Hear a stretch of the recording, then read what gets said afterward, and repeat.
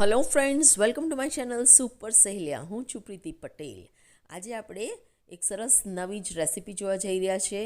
આજે આપણે લીલી મેથીનો ઉપયોગ કરીશું અને સાથે જ ઉપયોગ કરીશું લીલા ચણાનો, અને એકદમ મજેદાર રેસીપી આપણે બનાવીશું.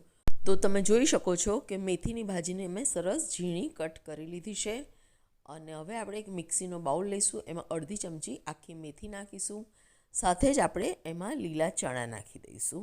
આ ચણાને મેં સરસ ધોઈ લીધા છે અને ડ્રાય કરી લીધા છે. અને એમાં જ આપણે લીલા મરચાં સમારીશું. તો મરચાં તમે તમારા ઘરમાં તીખાટ ખાવાતી હોય એ પ્રમાણે 1, 2, 3, 4 જે નાખવા હોય તે નાખી શકો છો.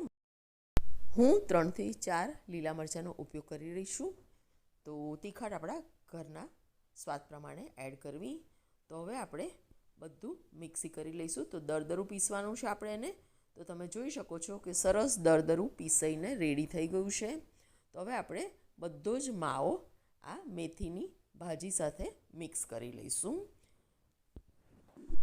હવે આપણે એમાં 2 ચમચી જેટલો બેસન એડ કરીશું.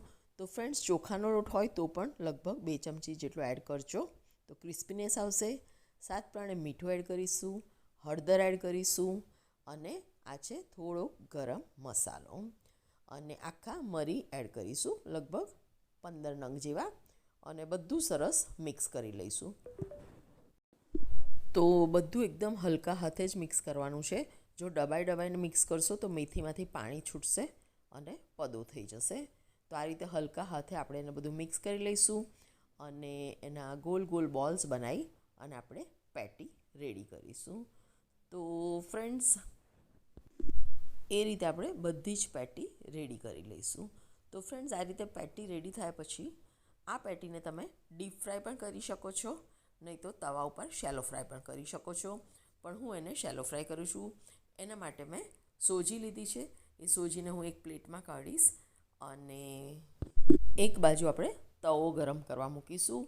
તવાને પણ તેલ નાખી અને પહેલાં ગ્રીસ કરી લઈશું. પછી પેટીને આપણે સોજીમાં આ રીતે રગદોરીશું. આ સોજી આપણે એટલે વાપરવાની કે પેટી આપણે શેલો ફ્રાય કરીએ છીએ તો ક્રિસ્પી થશે.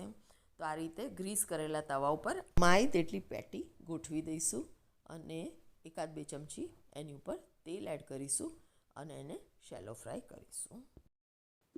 તો ફ્રેન્ડ્સ, ચારે બાજુ તેલ નાખ્યા પછી આપણે ઉપર પણ થોડું થોડું તેલ નાખી દઈશું, અને એને ધીરા તાપે થવા દઈશું. તો લગભગ 7-8 મિનિટ થયા પછી હવે આપણે આ બધી જ પેટીને ઊંધી કરીશું. તો તમે જોઈ શકો છો કે ગોલ્ડન બ્રાઉન કલર એક બાજુ આવી ગયો છે. તો ફ્રેન્ડ્સ, આને જાજુ શેકાતા વાર નથી લાગતી. તમે આને મીડિયમ ટુ હાઈ ફ્લેમની વચ્ચે શેકી શકો છો. તો આ રીતે ગોલ્ડન બ્રાઉન થાય ત્યાં સુધી આપણે એને શેકવાની, અને પછી પલટાવવાની, અને બીજી બાજુ પણ આ રીતે ગોલ્ડન બ્રાઉન થવી જોઈએ. તો એને પલટાયા પછી ફરીથી આપણે 1-1.5 ચમચી જેટલું તેલ એડ કરીશું, અને બીજી બાજુ પણ એને ગોલ્ડન બ્રાઉન થાય ત્યાં સુધી શેકીશું. તો ફ્રેન્ડ્સ, લગભગ 7-1 મિનિટ પછી તમે જોઈ શકો છો કે પેટી આપણી સરસ ગોલ્ડન બ્રાઉન બંને બાજુથી થઈ ગઈ છે. અને ફ્રેન્ડ્સ, ઉતાર હોય ને, જો મહેમાન આવ્યા હોય ને એમની માટે બનાવતા હોય તો તમે એને ડીપ ફ્રાય પણ કરી શકો છો. તો તમે જોઈ શકો છો કે પેટી આપણી સરસ ગોલ્ડન બ્રાઉન થઈ ગઈ છે.